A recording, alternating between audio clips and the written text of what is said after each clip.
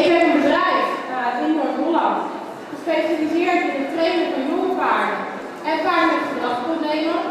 Daarnaast rijden we ook paarden voor de sport, maar dit is een beetje onze hoofdtak, zeg maar.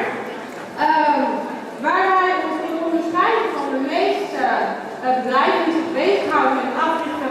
Hey, die mag gewoon bij elkaar, dat hoeft niet overheen. Nee, echt rustig hoor. Hij vindt het wel een beetje spannend. Ik kan even ophouden. Want dan pak ik zo. Weg overheen. Ja.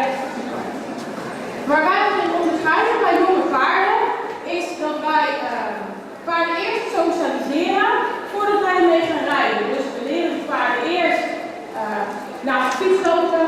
We gaan ermee voetballen. We gaan doolhofjes met ze lopen. Ik kan je hier niet liggen met de blauw-gele strook, zeg maar. We gaan die paarden vooral eerst leren dat het ontzettend leuk kan zijn om met mensen op weg te gaan. Want de meeste paarden komen van ons heel groen binnen. Soms zijn ze nog niet eens half gemaakt. En vandaar dat wij er dan voor kiezen om ze eerst wereldwijs te maken. Voordat we gaan zeggen, nou gaan we de hondjes in de tegen bak rijden. Want het is gewoon